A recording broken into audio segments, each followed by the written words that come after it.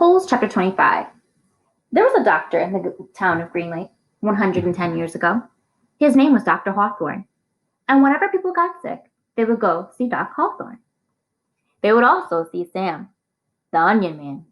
Onions, sweet, fresh onions, Sam would call as he and his donkey Mary Lou walked up and down the dirt roads of Green Lake.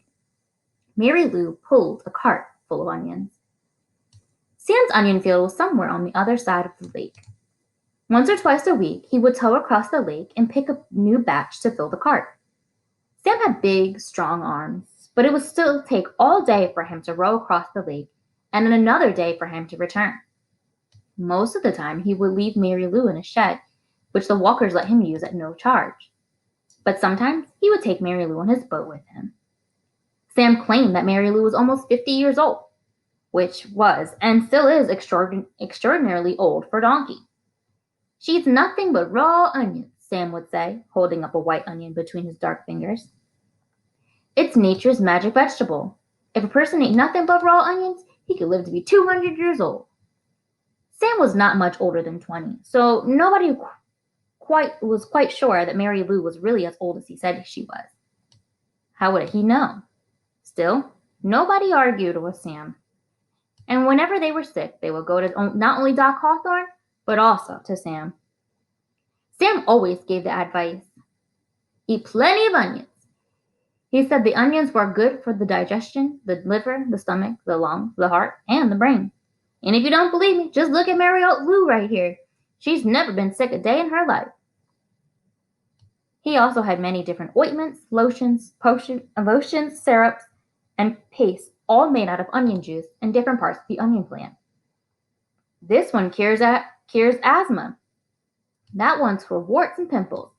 Another was for a remedy for arthritis. He even had a special ointment which he claimed would cure baldness. Just rub it on your husband's head every night, and when he's sleeping, Mrs. Collingwood, soon his hair will be back and as thick and as long as Mary Lou's tail. Doc Hawthorne did not resent Sam. The folks of Green Lake were afraid to take chances. They would get regular medicine from Doc Hawthorne and onion concoctions from Sam. And after they got over their illness, no one could be sure, not even Doc Hawthorne, which of the two treatments had done the trick. Doc Hawthorne was almost completely bald, and in the morning his head would often smell like onions. Whenever Catherine Barlow bought onions, she always bought an extra one or two and let Mary Lou eat them out of her hand. Is something wrong? Sam asked her one day as she was feeding Mary Lou. You seem distracted. Oh, it's just the weather, said Miss Catherine. It looks like rain clouds moving in. Me and Mary Lou, we like the rain, said Sam. Oh, I like it fine, said Miss Catherine as she rubbed the donkey's rough hair on top of its head. It's just that the roof leaks in the schoolhouse. I can fix that, said Sam. What are you going to do? Catherine joked. Fill the holes with onion paste? Sam laughed.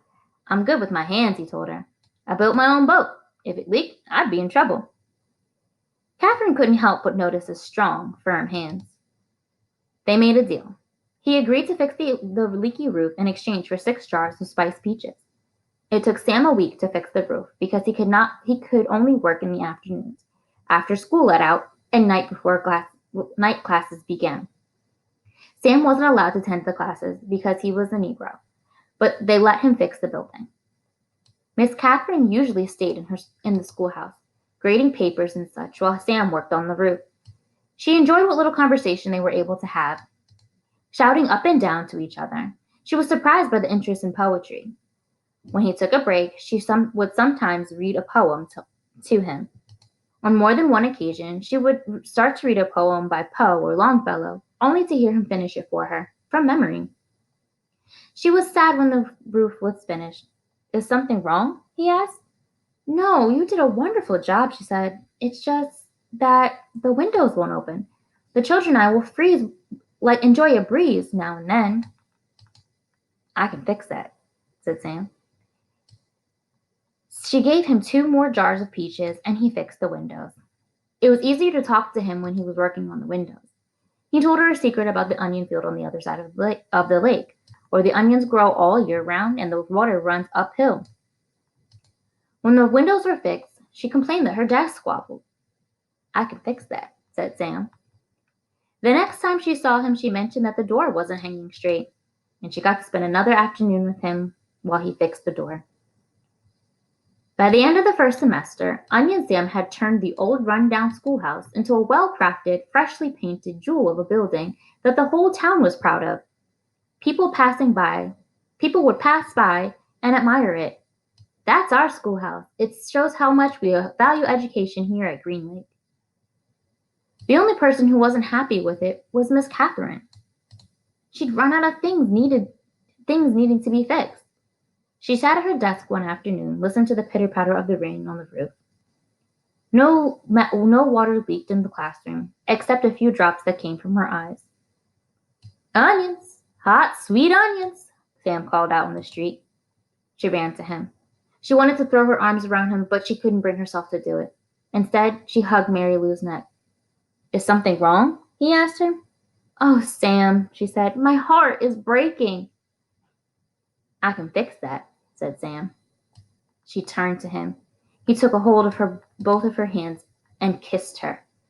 Because of the rain, there was nobody else out in the street. Even if there was, Catherine and Sam wouldn't have noticed. They were lost in their own world. At that moment, however, Hattie Parker stepped out of the general store. They didn't see her, but she saw them. She pointed her quivering finger in the direction and whispered, God will punish you.